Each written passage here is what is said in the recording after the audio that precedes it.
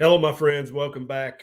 I've got the great pleasure today of having the opportunity to chat with one of the most intelligent researchers that I have ever had the pleasure of interacting with. He's been on my channel several times, and hopefully we'll be back several more times. Professor Ben Bikman, and I'm going to bring him on, and we're going to pick his brain about all things metabolism, insulin, glucose, glucagon, etc.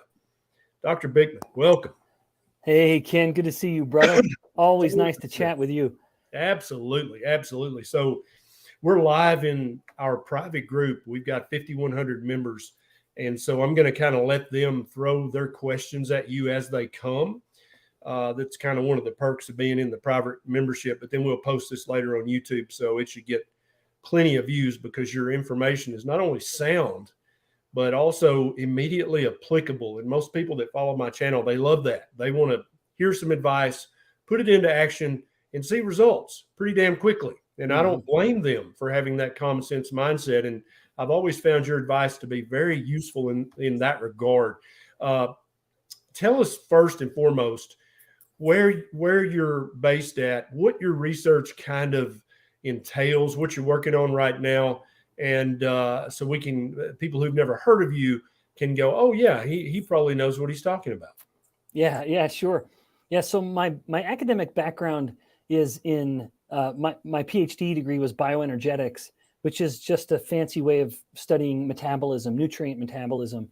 And I followed that up, just like a physician has a fellowship, so too do scientists. I did a fellowship with Duke Medical School studying metabolic disorders.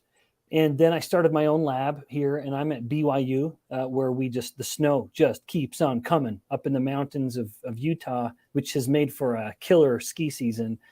And my wife makes sure we go every week. She's right there now skiing with her girlfriends. And my lab, the focus is primarily metabolism, but that's a big word. A lot of it has been focused on the pathogenicity of insulin, where we know that insulin, of course, is a critical hormone. It's a hormone of life. It's a hormone of building. The problem is when you have too much of it and the body's constantly trying to build. It's constantly anabolic, if you will, and you're not giving the body enough time to be catabolic. That presents a significant metabolic burden. And then beyond that, but kind of related, we study a lot of on ketones, and just by way of listing some interesting examples, we're doing a project right now with Rick Johnson, who's become quite well known because of his uric acid research. He's been on. He wrote a very, very good book about Nature Wants Us to Be Fat. He's just a wonderful gentleman of a scientist. Which more and more the older I get, and the more the world is changing, the more I look at scientists and even physicians, these people with these glamorous terminal degrees, and I can't tolerate them. I can't handle the ego and the smugness and the certainty.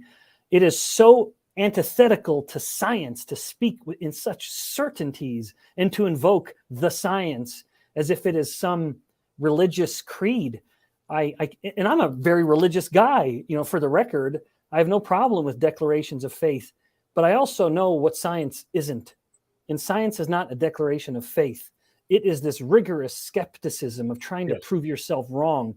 And nowadays we just have, anyway, scientists that just, and physicians, prominent people who it's all gone to their head. And pride is the death of science because you become too married to an idea.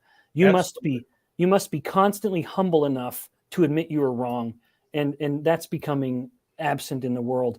Nevertheless, Rick Johnson is a uric acid scientist. So one of the interesting things, we know that uric acid causes inflammation. That's one of the consequences of it. And that is likely the mechanism whereby uric acid promotes insulin resistance via inflammation. What's interesting is to see that when people adopt a ketogenic diet, two paradoxical things occur. It's not uncommon. One, invariably common, which is that inflammation markers will get better. C-reactive protein, for example, will improve. But at the same time, it's not uncommon for uric acid levels to actually go up a little bit. Well, that should be impossible. If uric acid's going up, inflammation should be going up, and other metabolic problems should be getting worse.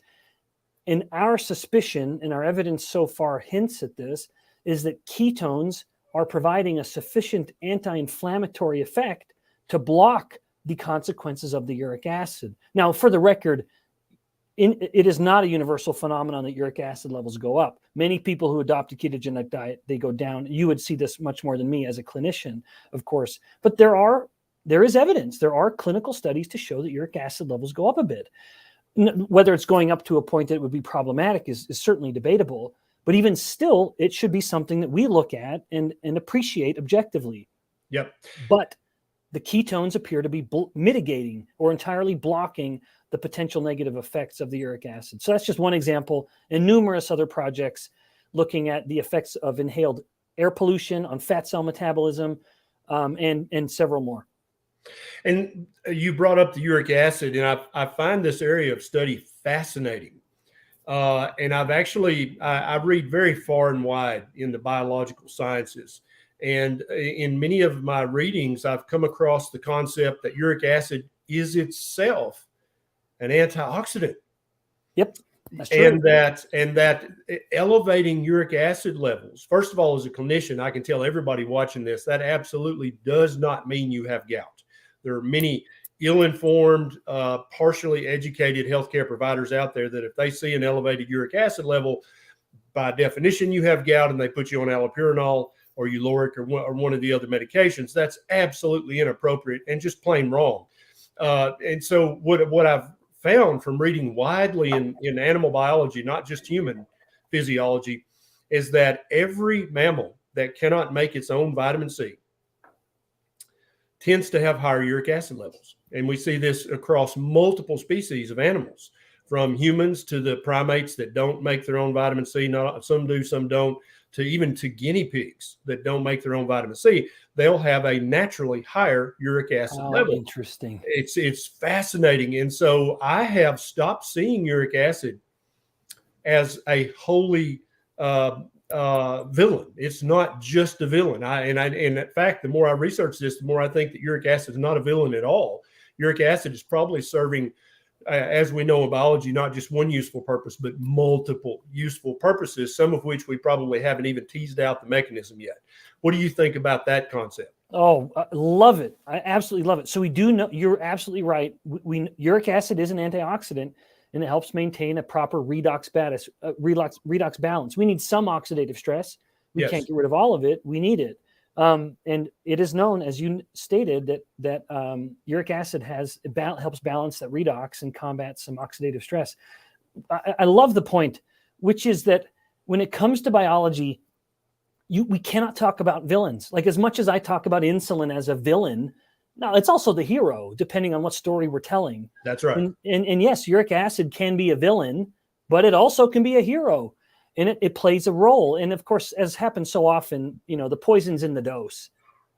Absolutely. Absolutely. So let's take a question, if you don't mind, Doctor. I'd love it. Nothing warms a professor's heart more than take so a question. if you're watching this on YouTube, we did this live inside of our private community. So our members got complete and total access to Professor Ben Bikman, one of the preeminent brains in this universe, trying to tease out what is proper human physiology, what is a proper human diet.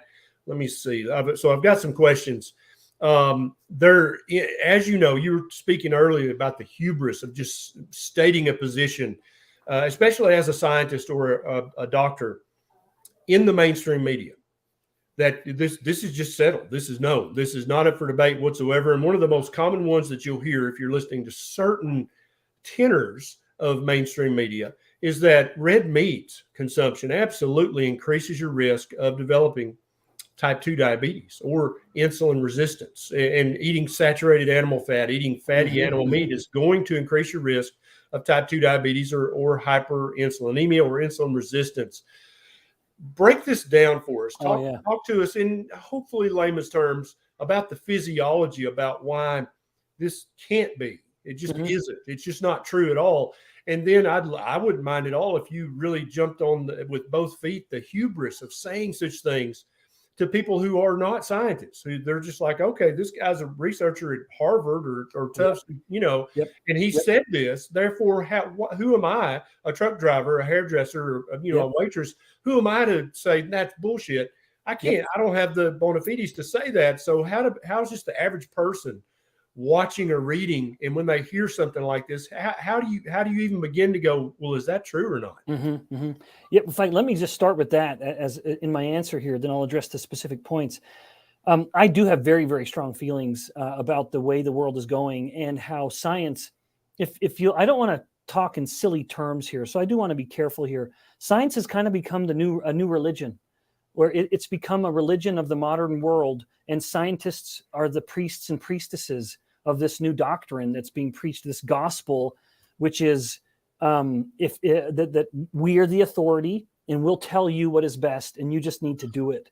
It is deeply concerning for me, and at a deeper level, and this might be a bit of a polarizing statement. As a very religious man, I can't help but kind of think maybe this is a product of sort of the death of religion in a classic sense. That kind of worries me a little bit. That people we want to look for truth, and I think where we tend to turn away from it, and societally the statistics are quite clear, where we turn away from it when it comes to conventional organized religion and the kind of Judeo-Christian view. I think it makes people look for truth somewhere else, and then science becomes a very appealing one. It certainly is what happened in cultures where religion was banned. And as someone who lived in Russia, as I did in the mid-90s, shortly after the fall of the Berlin Wall and the end of communism, it was amazing for me to see the explosion in interest in religion, whereas previously it had been illegal. So anyway, I know there's a lot of personal thought there, and I don't mean to inject that too much, but for the average individual, if there's one good thing that's happened over the past few years, while there are very shrill voices who try to speak with a false authority because they have a terminal degree, a PhD or an MD, as much as I reject that and it worries me, I'm also thrilled to see that there's a growing number of people who say, forget you, that does not pass the test, the stink test. I can smell the BS all over what you're saying. But at the same time, as a scientist and one who is with many, many others, physicians and scientists, biomedical scientists who are trying to continue to find answers to relevant questions and share those answers, I don't want people to ignore science completely. So the average individual, and you noted a truck driver, those are guys for whom I have a massive amount of respect. My dad basically raised 13 kids by owning a trucking company in Southern Alberta. So these are guys that I just think are salt of the earth, who are the life. And they are so common sense. I mean, it is 1 + 1 = 2. It has to be that way when you're out on the road. Or somebody will die, and you won't find a deeper level of common sense than you'll find in a truck driver. And so how's a guy like your dad, when he's on the road and he hears, on CNN, this PhD, MD, JD, says red meat is going to cause type 2 diabetes. Right. You need to avoid it. Right. Yeah. So then let's shift to that then. Perfect timing. What I would hope that the person who just wants to drill it down to the simplest idea, at the very simplest level, the whole idea breaks down. Because if you look at the consumption of red meat within the United States over the past 60 years, it went up a little bit in the 70s, and then it has had a steady drop year over year from the time of around 1970 till now. We eat less red meat now than it appears we probably have ever eaten, at least in recorded history of the United States of consumption patterns. And I suspect even further back, as a percent of calories, we eat less red meat. It has been going down over the past 50 years. And look at what has happened to the trends of virtually every chronic disease, diabetes included. It doesn't even pass the simplest level of correlational, just eyeball test. You look at one curve of saturated fat or red meat, I'll say, because I'll get to saturated fat in a second. I mean, by every metric of USDA and the United States monitoring consumption patterns, red meat is going down and diabetes keeps going up. It just doesn't work. Even at the most superficial level, the whole idea breaks down. Now, and so, and if you'll allow me, Ken, again, I don't mean to sound like I'm someone's preacher, But it's amazing for me to even see how, can I mention a scripture in the New Testament just Absolutely. for fun? Yeah, absolutely. Just for fun.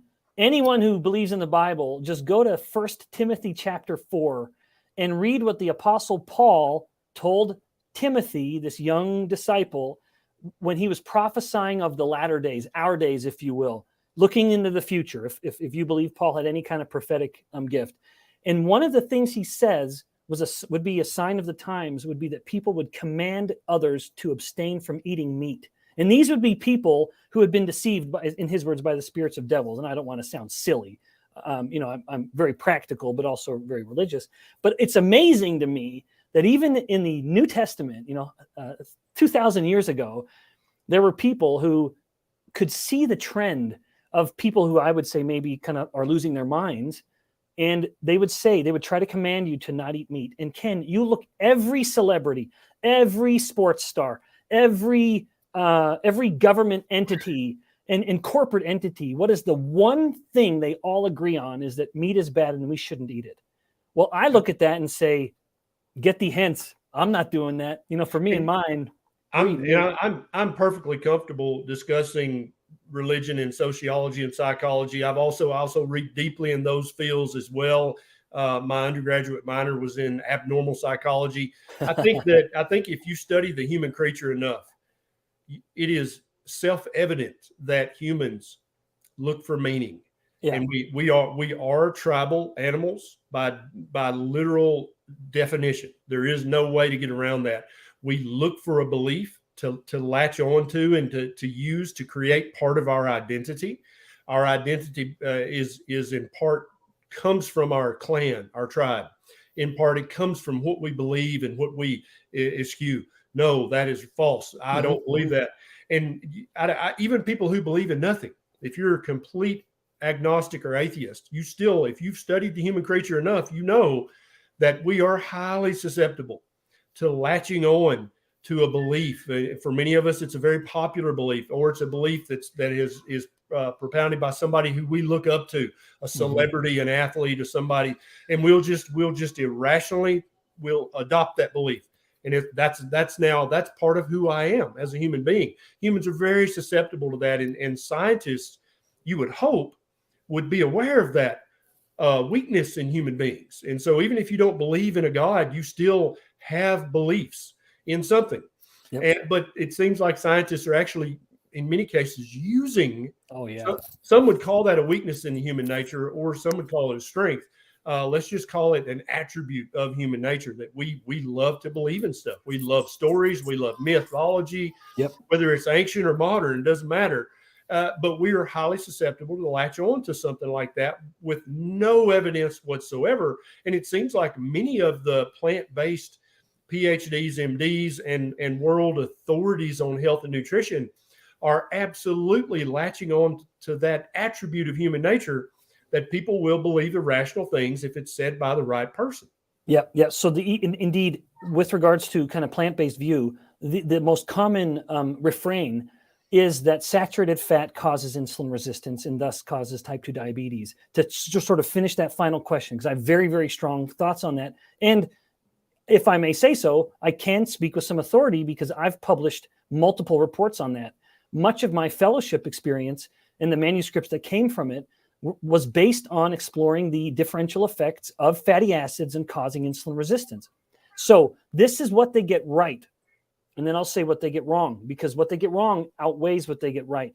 What is correct is that when you take a cell culture, so I'm growing muscle cells or fat cells in a little petri dish. Yes. And if you incubate those cells with palmitate, the most common saturated fat in the bloodstream, they will become insulin resistant. Absolutely. And that's what they get. That's what they get right. That is true. But where they get it all wrong is once you go one step deeper up or one step further up, when you say, okay, what about the whole body? Is treating cells analogous to eating saturated fat that may come from red meat? It is not. Jeff Volek has shown very, very conclusively that if carbohydrate consumption is going down, even if you double or triple the amount of saturated fat a person is eating, the amount of saturated fat in the person's blood is significantly reduced. Yep. And then as you titrate the carbs up, even if saturated fat is down, now all of a sudden saturated fat in the bloodstream starts to go up. So the great myth is them assuming that these studies, some of which are my own publications, I published those reports, and I had to go through my own evolution and awareness to realize, wait a minute, Ben, you're enough of a physiologist. Yeah, I'm a cell biologist, but I'm enough of a whole body guy to realize that treating cells with palmitic acid is not the same as eating a steak. Absolutely. And indeed, the evidence doesn't back it up. These studies have been very well done. If you have someone who's eating multiples more saturated fat in the context of a low-carb diet, their insulin resistance gets significantly better. So too do markers of inflammation and, of course, numerous other clinical outcomes. So at the base level with randomized clinical trials, they are wrong. They are, if I can be silly, they're preaching this false gospel, this message, the mission that they're on, even if it's with the best of intentions. Yeah. And I don't know that it always is, to be perfectly frank. Agreed. I can speak as a person who has published and conducted these experiments. What you see in a cell culture does not translate to the whole body in the consumption of fats. Absolutely. I got a good question from Mario here, and I don't know if you've seen this as feedback as much as I have, but it looks like about somewhere between 1% and 5% of people who are true carnivores, fat and protein, fatty meat, eggs with the yolk, that's what they live on. About 1% to 5% of these guys, over the years, their A1C will start to creep up. And I never see it go back to type 2 diabetic levels, 6.5 or above. But I have seen it creep up to 5.7, 5.9, in very rare cases, 6.0. What do you think is going on here? Now, I have a couple of theories on this, but I would love for you to jump in on this. What's going on with these guys? And these are people that I pretty much know personally, and I believe them that they're not sneaking some Oreos when nobody's looking. Yeah. In fact, Ken, this is a question that I take so seriously that we have just completed a study that we collaborated with Levels Health, the CGM app manufacturers. They sponsored this study, and I'll get to that one in that'll be the second part of my answer to emphasize some of what we're seeing. It's all pre-published, so I'll just can kind of mention it as preliminary. But on the first point, what I wonder at is how A1C ignores the fact that it is a formula that has two variables. One variable is the glucose and the glycation. The other variable is the red blood cell itself, because that's where we are measuring this A1C. We're measuring it on red blood cells. And so what I think is very important is that as someone starts eating a diet that is heavy in red meat, they are so adequately nourished with heme iron that what I believe is they create a scenario where their red blood cells simply live a lot longer than normal. And the longer a red blood cell lives, it's just more likely that it's going to get glycated. Now, glycation is not an inherently pathological process. It's very important for people to realize that. It's just a marker of what your glucose levels are. It's not that it's destroying and obliterating your red blood cells. But again, just to state it, just so that I'm clear, when you go on a really meat-rich diet, your red blood cells become longer lived. And so again, it's just more likely that it will get glycated, as opposed to, say, being plant-based, where you're so nutrient deficient that your red blood cells have a much shorter half-life or a much shorter lifespan. And so in both instances, you end up getting this either a false positive in the case of the carnivore, who seems to have an A1C that's problematic, but in reality, their glucose is fine. It's just that their red blood cells are so darn long-lived. In contrast, you could have a plant-based person whose glucose levels are not fine. They're higher because all they're eating is starches and sugars possibly. But because their red blood cells are so fragile and they die so quickly, they don't have time to get glycated. And so you get this false negative where it looks like maybe false positive in this case. It's a good sign. You'd think that it's low, but in reality, it's this false sense of security because their glucose levels are problematic. And then the second part of my answer that we've been studying is that we do know that when people with type 2 diabetes eat protein, they have a much higher than normal glucagon response. And so kind of putting A1C to the side for a second and just looking at glucose, similarly, analogously, there are people who adopt a carnivore diet and their glucose levels don't really drop. or they find that it's kind of, maybe they were good before and they've kind of gone up a little bit. There are some people who have an exaggerated glucagon response when it comes to protein. This is now me mentioning some of the preliminary data where we see that people who tend to be low carb but have higher than expected glucose levels, maybe they're hovering around the 90s or even low hundreds. These are people who, when we gave them a pure bolus of whey protein, their glucagon went much higher than the group who has a low level, kind of more the expected range of glycemia. So 2 parts to this answer. One part being that they just might have really robust red blood cells that are kind of indestructible. And at the same time, there may be some people who have a higher than expected glucose level just because they're having a bit of an exaggerated response to the protein with regards to glucagon, the hormone, which glucagon always wants to be pushing glucose up a little bit. Love it. Love it. I got a good question here from Neil. How is it that not all calories are created equally? How does the type of cell, fat, protein, carb, affect insulin as it relates to fat storage? Yeah. Oh, I love it. Love it, Neil. So this is a wonderful question because it's starting to touch on a debate that is really raging within the kind of low carb keto space, where people who were once low carb advocates are rejecting the idea and going back to the old-fashioned calories in, calories out model, although they call it something different and put a bit of a different spin on it. And I don't mean to talk derogatory. Truly, I don't. I want to be kind and diplomatic because these are people I know, even if I disagree with the trend. But that statement, or this sort of reversal or evolution, if they would call it, I would call it a reversal, they'd call it an evolution, and that's fine to disagree, is based on the idea that all calories coming from particularly carbs or fat are equal. I reject that premise completely because of my own evidence and evidence of many, many others, because it is ignoring the fact that the human body is not a perfect closed thermodynamic machine where every calorie in can be accounted for with every calorie out. Moreover, as Mike Eads has recently posited, and his talk was just put on YouTube, maybe we should reject the whole calorie idea completely, because we aren't made up of calories. Our fat cells aren't made up of energy. We aren't made up of energy. Calorie is a unit of energy. Perhaps we should reject the whole idea and just look at mass. Yes. What is the mass of food coming out? What is the mass of nutrients that are coming out, massive food coming in, massive food coming out, or nutrients coming out, or molecules coming out in the form of CO2?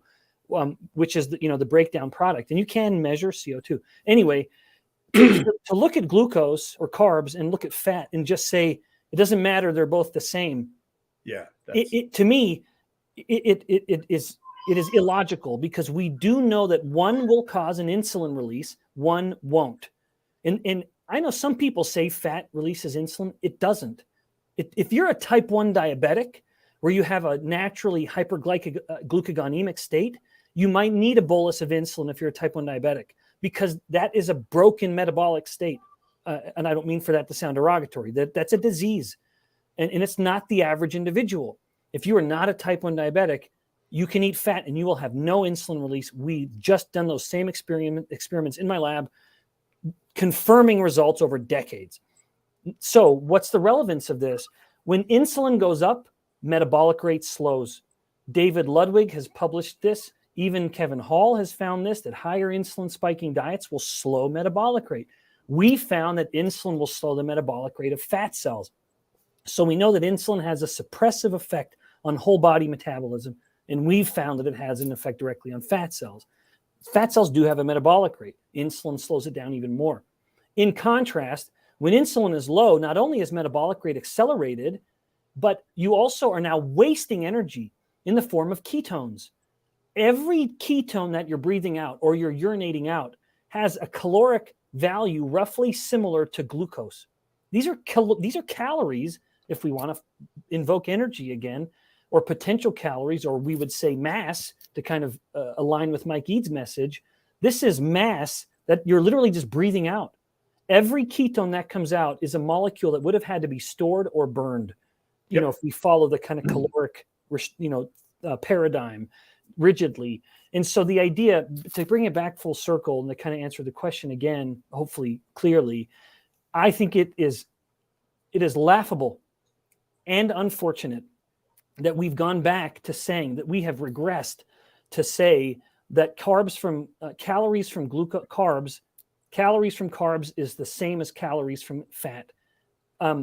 It's true if you're burning it over a Bunsen burner in a lab, but it totally ignores the fact that the human body, in any organism, hormones tell the body what to do with the energy that it has. So maybe just to put a fine point on it, I can grow fat cells in my lab in a little petri dish, and they are swimming in a sea of calories. There's glucose in there, there's fats in there, and the fat cells will stay small cells. They don't know what to do with the energy until we put insulin in the culture medium. Once we put insulin in that little bath, now the cells know what to do and they get fat. So within the human body, when it comes to telling the body when to make fat cells and when to store fat, when to store energy, insulin reigns supreme. Thus, as much as I'm not ignoring calories, in fact, I dare say I have a unique appreciation given my background studying metabolism and energy. Bioenergetics is the study of energy in organisms. I have a unique appreciation for the thermodynamics of the model of the human body and its cells. But at the same time, I'm mature and educated enough to appreciate that that the endocrinology matters too. Hormones tell the cells of the body what to do with the energy that they have. I love it. And one thing I find fascinating about some of the gurus and influencers out there, I know that probably after 10 seconds of hearing them speak, one word comes to your mind, which is sophomoric. They know just enough to be able to parrot some things, but they really don't understand the physiology at any depth whatsoever. And that's one of the things that really fascinates me is when people say, well, carbohydrates are energy, fat is energy. But everybody knows that we use protein to build things with, right? But so many gurus out there don't realize that we use fat. Fat's not energy. Absolutely. Fat is a molecule. Fat is atoms. Fat is tissue. Mm-hmm. And we use fat to build hundreds of things in the human body. So to say that, a gram of fat is 9 calories of energy, that's like saying that a gram of protein is 4 calories of energy. No, absolutely not. We use that protein to build hundreds of things. We also use the fat to build hundreds of things as well. Give us your take on that. Oh, I think Dr. Bikman is locked up. We'll give him a second to see if this corrects itself. Are you there, Doc?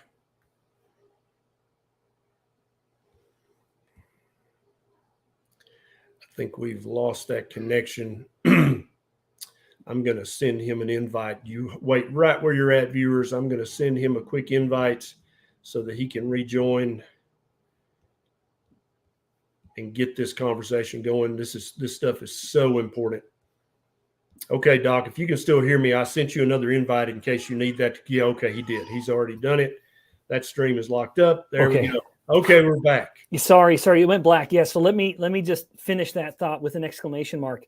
I love, Kent, thank you so much for noting that as much as we just talk about fat as an energy source and we give protein this pass by saying it's just a building block, that's not wrong about protein. I don't think we should count protein as a calorie source. Maybe we shouldn't call any of them calorie sources. I agree. But fat is a molecule of life. For example, imagine everyone talks about protein. We need protein to build muscles. Yeah, building the protein is what's constituting the inside of the muscle. More protein is developing more cross bridges within the myosin structure of the muscle, and that starts increasing the volume of the muscle. But as the inside is getting bigger, what's happening to the outside? The membrane of the cell is getting bigger and bigger and bigger. And that's not protein, that's fat. The membrane of the cell is made up of fat. So good luck trying to expand a muscle. You can put all the protein in there you want, but if you don't have enough fat to make the membrane get bigger and bigger and bigger, it's not going to get big. In fact, it'll die. This is why that studies that document muscle protein synthesis and the rate at which a muscle will get big, if you give people pure protein, yeah, it'll get a little bigger. If you give them protein and fat, it'll get bigger even still. Because you can't make cells get bigger unless you have enough fat to build the membrane, because most of the cell membrane is made of fat.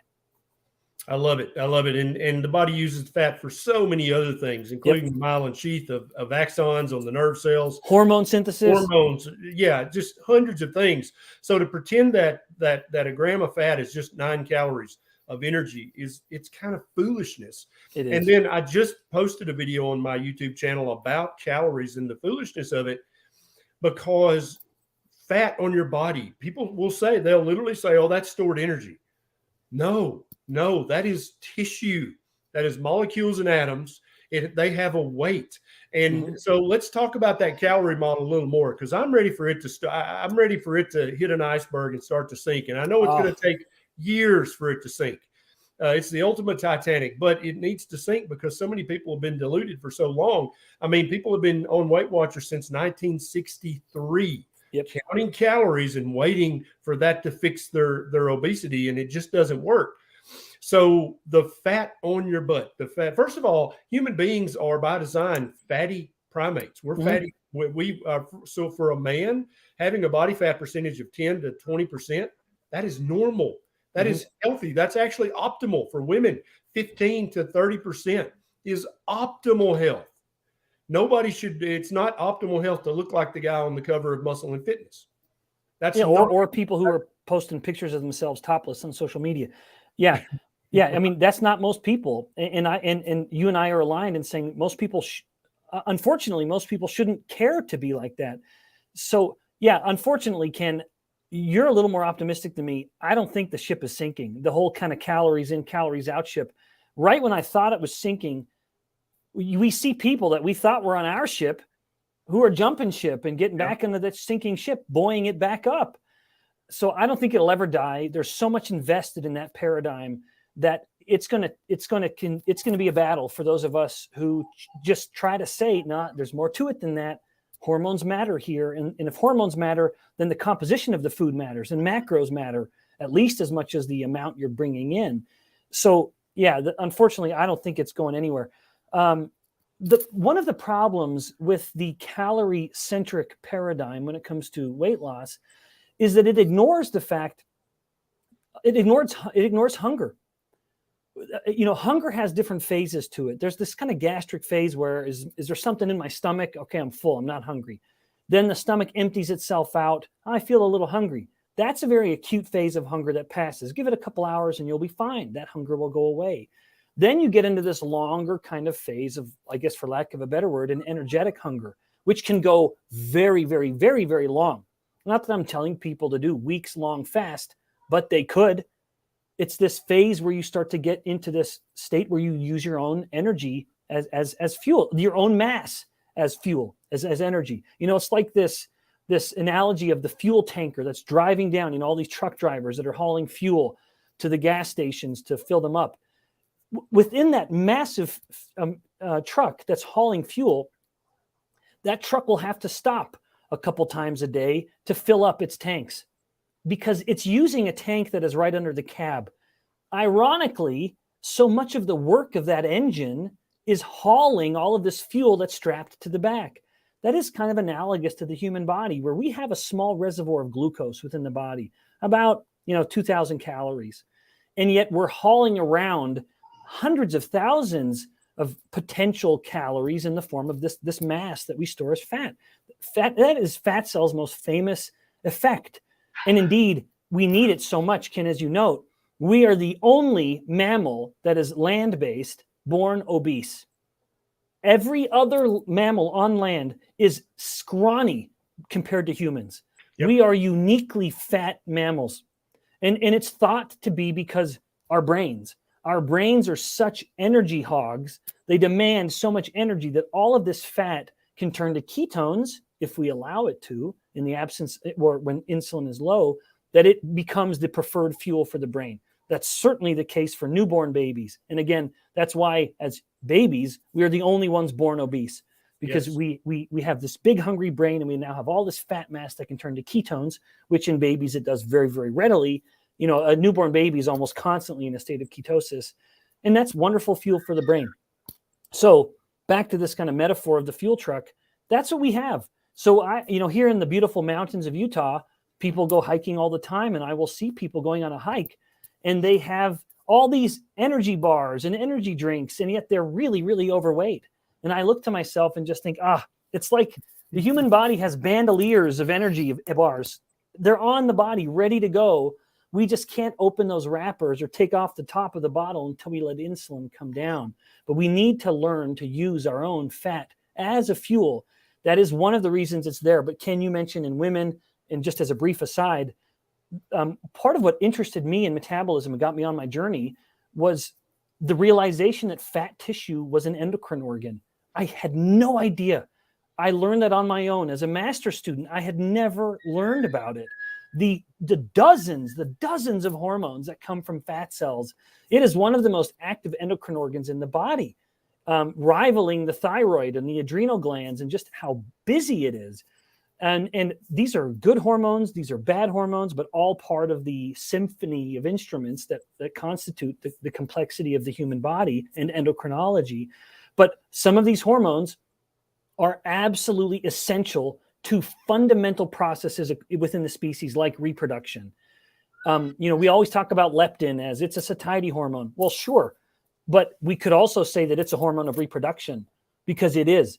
If you don't have enough fat cells, particularly in women who bear the metabolic burden of reproduction, to produce enough leptin, the brain will say, there's not enough energy on this body. I'm not going to let me reproduce. We need fat. It is essential. And lest we always curse it and try to rid it from our bodies, it's there for a reason. And the very few people who have a genetic inability to store fat as fat, a condition called lipodystrophy, they have severe cardiometabolic consequences because of it. So before we curse it, maybe take a moment to be grateful for it. Absolutely. I totally agree. John says, any physiological evidence about using artificial sweeteners, drinking soft drinks like Diet Coke, Diet Pepsi, and how that affects the metabolism, and then also caffeine stimulants? Yeah. So when it comes to sweeteners, I typically have three categories. One is just actual nature's sweetener in the form of, sugar. Yeah, that's of course problematic. It can have a very significant insulin spike. Then when you get to another class of sweeteners of the sugar alcohols, that's a really broad class. Some have no effect on insulin secretion, like erythritol.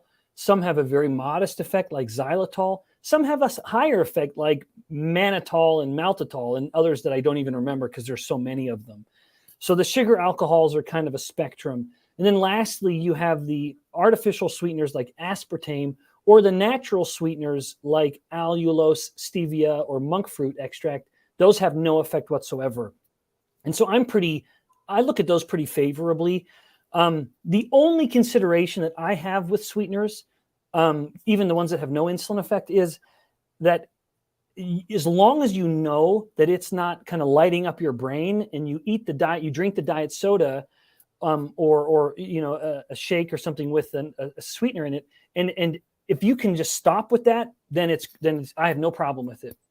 If, however, and if you're being honest with yourself, you find that when you take that, it makes you start craving something else that's sweet, or because you are kind of tricking the body when you do that.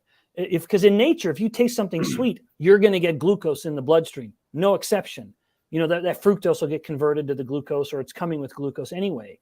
And so you just have to make sure that what you're drinking that diet soda or whatever it may be, and you stop with that.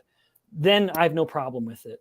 And then when it comes to caffeine, I also, in theory, have no problem with caffeine, but I do think it can go too far. And unfortunately, I can't list like a certain milligram amount per day, but there are people who can find that they resolve their hyperglycemia completely. Like they may go carnivore, but they still drink so much coffee or so much caffeinated soda. Caffeine does stimulate glycogenolysis from the liver. Caffeine wants glucose to go up. That's one of its primary effects. But if you're able to kind of keep it at a low enough dose and stop it early enough in the day that it's not affecting your sleep, then I have no problem with it. Yeah, I agree. Sherry, if ketones don't go down after consuming stevia or other plant sweeteners, that would indicate that it didn't raise my insulin. You stated in your book, but others say this is wrong. What do you think? They're wrong, Sherry. I'm right. If it doesn't lower your insulin, you can be exceptionally confident that it's not spiking if it doesn't lower your ketones, you can be very confident that it's not spiking your insulin. Now, having said that, and having just mentioned caffeine itself has a ketogenic effect, albeit mild. So it is theoretically possible that you could have some caffeine coming in with an artificial sweetener, and then the artificial sweetener would elicit some insulin bump, but the caffeine elicits its own ketogenic bump, and maybe you would maintain some degree of ketosis and not see it impacted. That is purely within the realm of theory, though. What I can tell you is that these sweeteners that I just mentioned do not increase insulin. Gotcha. Vanessa, fatty liver. She has fatty liver. My doc wants me to go on statins. First of all, what the hell does statins have to do with fatty liver? They're in no way going to reverse your fatty liver. They're not going to help your fatty liver at all. What Vanessa has fatty liver, Dr. Bikman. What would you recommend that she do? Yeah, well, I'll answer my part, but as the clinician, Ken, I'd love to see and genuinely hear what you think about it. Yep. So just to cite human evidence, we know that most of the fat that comes into, so the liver gets fat through two processes. One, it makes its own fat when insulin is elevated. But that's the second part. So I'm starting with the smaller portion of it. Most of the fat that comes into the liver is actually fat that's dripping out of fat cells when the fat cells become hypertrophic and insulin resistant. That is not the same as lipolysis when insulin is low, because if you're breaking down fat when insulin is low, the liver can't store it, because remember, cells will only store fat when insulin is elevated.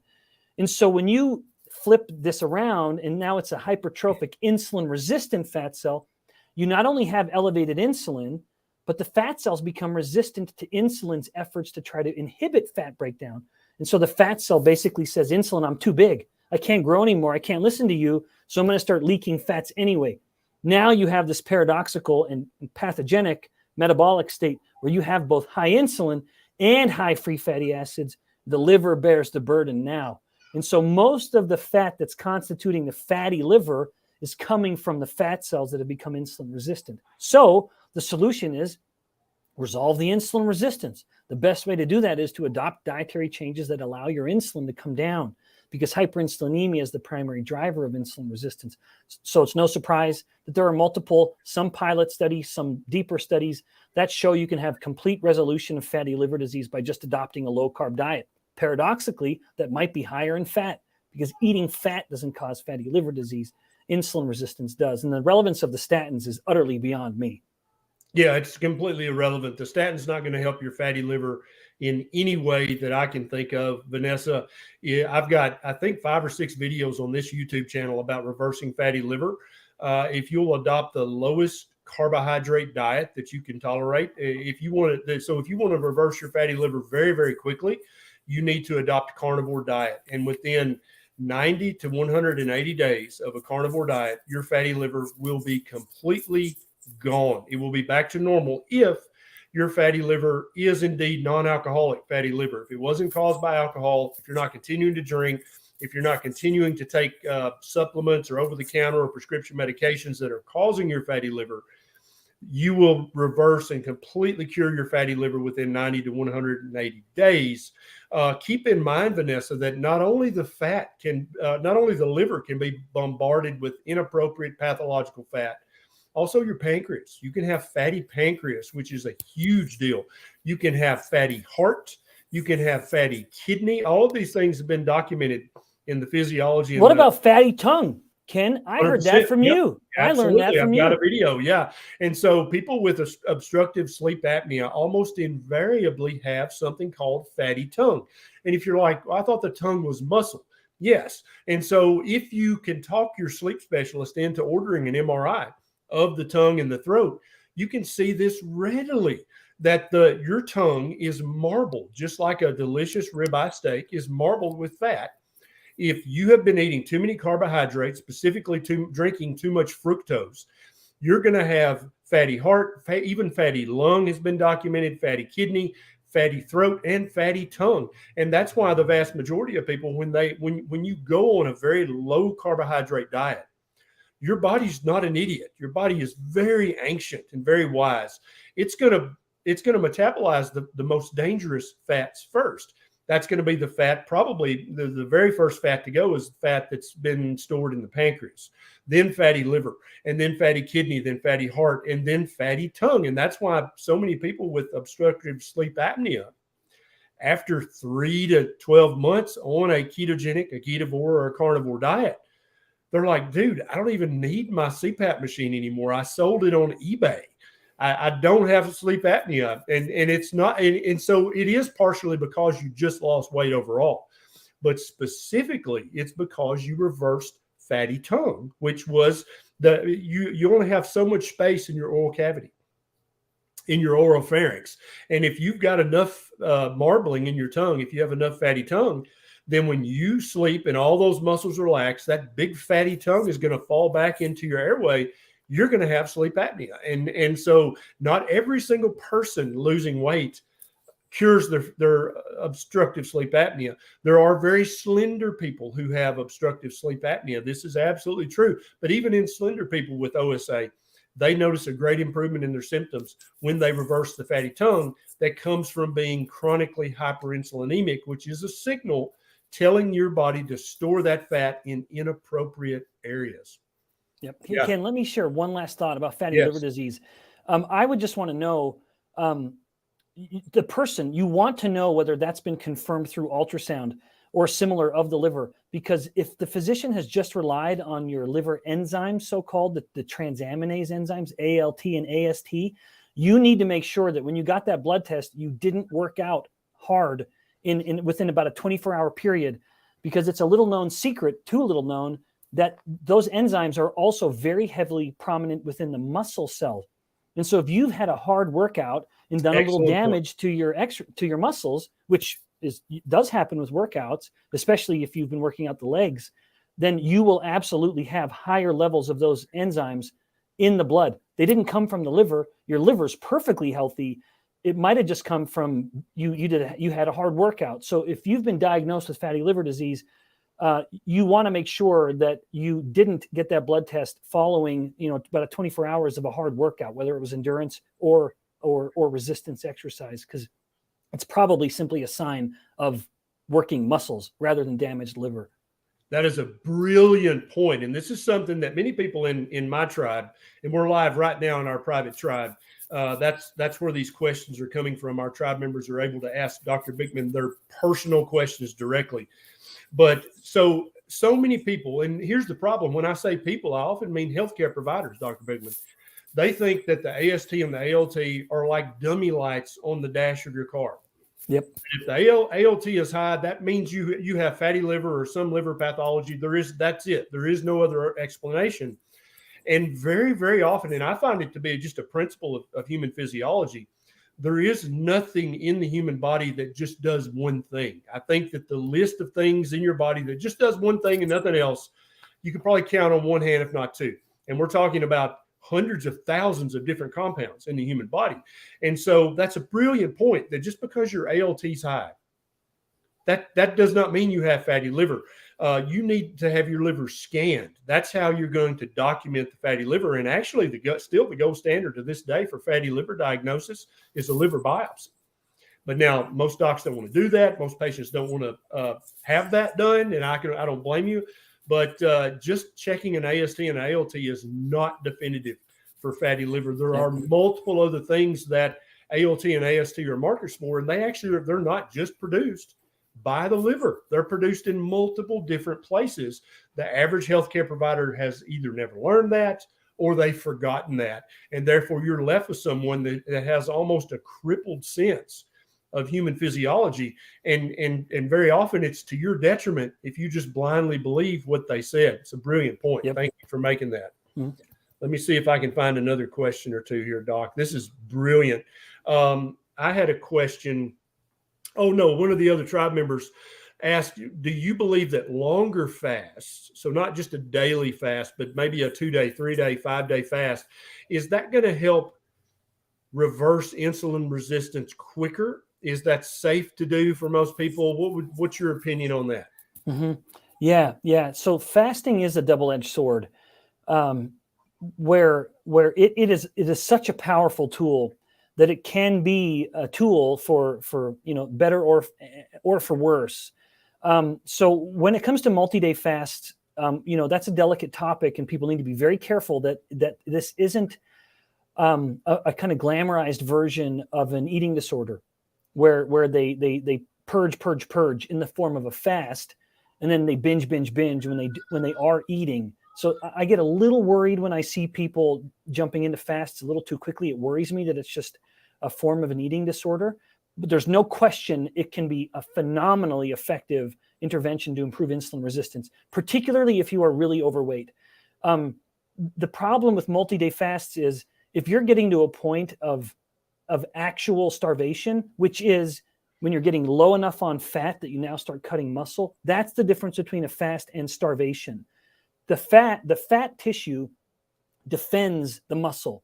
And the moment, which is why you can have the guy who fasted for 384 days in Scotland, I believe, documented as a case study published decades ago, he didn't lose muscle at all.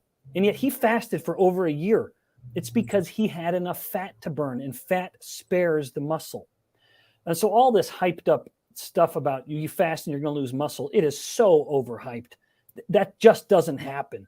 Much of what you say is muscle mass that's being lost is actually just water, but it just gets lumped into lean mass. Yeah. You're not really losing muscle. Fat defends muscle. Let me add to what you're saying. Let me jump in. The way that lean body mass is calculated by many machines, it also includes just free water in that calculation. And so when you fast, your insulin levels are definitely going to come down, which is going to lead to some degree of diuresis, right? You're going to pee off some extra fluid that you were holding because of the hyperinsulinemia. To some of the machines, not all of them, but to some of the machines, any loss of water from your body looks like a loss of lean muscle tissue. Yep. That's exactly right. Yep. So I think the fear about losing muscle mass is overblown, way overhyped by disingenuous people or outright deceivers or ignorant people. That's probably more often the case. But even still, when it comes to multi-day fasts, I always, of course, suggest a degree of caution. In my mind, how you end a fast is more important than how long you fast. That while we really stew over, I got 24 hours, now I'm 48 hours, now I'm getting to 72, that's all fine and dandy. But how are you going to end it? Because that, to me, reflects whether this has simply become a binge purge cycle, which I think is people need to be very honest with themselves. And if that's what's happening, then stop it. Then just stop fasting and just get back onto a cycle of eating, but eating smart. But how you end the fast matters more than how long you go. Yep, I totally agree. Okay, Sharon says, what's the difference between your body thinking it's being starved by a low calorie, like a calorie restriction diet and storing fat, and fasting with no calories that makes it burn fat? So how is calorie restriction, how's that different than fasting for longer periods of time? How can your body kind of sort out the difference there? Yeah, so there are, we're kind of starting to split hairs, although I very much appreciate the effort. But there are studies to show that chronic calorie restriction does not yield, although there are studies to show no effect, but there are some and enough for me to cite and believe that they have value to show that all calories equal, intermittent fasting elicits greater improvements in weight loss and insulin resistance than just chronic calorie restriction.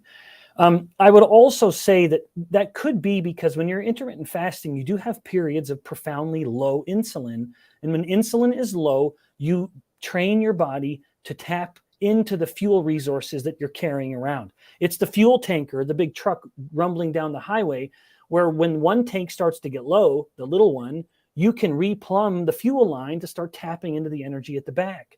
That is a benefit I would submit of intermittent fasting that allows it to have a metabolic advantage over just chronic calorie restriction, where you're maybe kind of spiking your insulin, especially if it is low fat, which it always would be if it's low calorie. That starts to work against you, where you're stopping the fat burning. Because when glucose is spiked, when insulin is spiked, the metabolic engine shifts from fat burning, which turns off, to sugar burning, blood sugar. And the effect and the benefit of a fast is to be in a state of fat burning.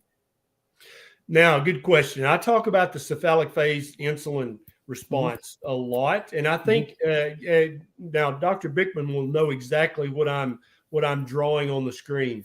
This is a normal distribution curve, right? And it's my opinion that in some people, the cephalic phase insulin response to even non-caloric sweeteners in some people is higher than in others. Now, a lot of people say there's no such thing as the cephalic phase insulin response. I think the literature makes it pretty clear that in all mammals, there is a cephalic phase insulin response, not only just to the taste of sweet things, but if you see or smell food, it's going to raise your insulin to some degree.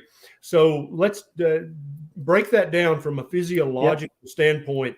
Is the cephalic phase insulin response to a non-nutritive sweetener, is that something we should worry about? Is that something some people should worry about? Is that something no one should worry about? Yeah. In fact, I even had a section on this in my book, just really trying to elaborate this, that there's no question there's such a thing as the cephalic phase. When I talked about the kind of breakdown of those calories or the sweeteners that I mentioned earlier, a lot of it is if there is a cephalic phase, and that's sort of reflective of the comment I made earlier, where we are kind of tricking the body. And the worry is where I said, if you eat this sweetener, non-caloric or low-calorie sweetener if you can stop with that, then it's fine. If you eat that and it starts to drive you to want to eat something else, then you are probably a person who does elicit a cephalic phase for whatever reason. But if you've had an insulin response, that little, even if it's a small one, the insulin is going to signal to the body to start pulling in energy. And so the total availability of energy in the blood will go down a little bit in the form of lower glucose, lower free fatty acids, lower ketones. And the brain, who has no ability to store its own energy, will sense this and panic a little bit and say, hey, we're getting low energy. We need to bring something in.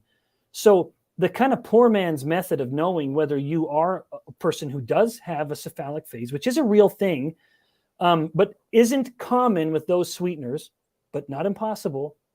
If you drink a Diet Coke or whatever, or for me, it'd be a Diet Dr. Pepper, and you feel like you're really hungry after, then you probably had some sort of cephalic phase release, as modest as it may be.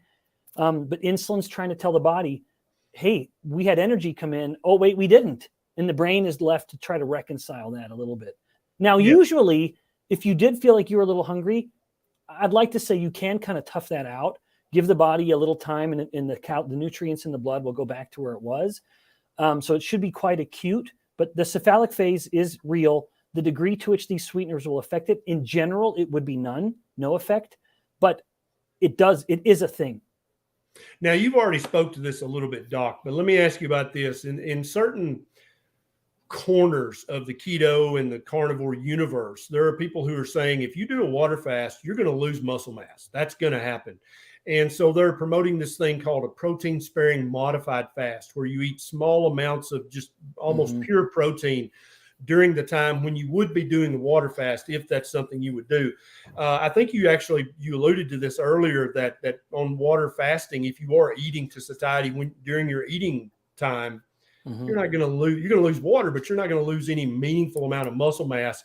Is protein sparing modified fast, is that a thing people that should adopt, or what do you think about that? Yeah. So I have when I first saw this, I saw this from, I believe Maria Emmerich was the first to talk about this. She was the first I saw. And I really have a lot of respect for her. I think she's very charming and wonderful. So I don't want to, maybe I shouldn't have even mentioned her, lest it seem like I'm attacking her. I'm not. When it comes to an average fast, if it's within a kind of 24-hour period, I do not believe there's any reason to worry about eating protein. My personal thought. And I confess, if there's a lot of research on this, I'm not aware of it. And I'm aware of a lot. But I don't think this has been really teased out to give people the confidence across all the spectrum, for or against, to talk about this with too much certainty. If this turns into a multi-day fast and you are a relatively lean person or you have very high intensity workouts, I could see some relevance to this.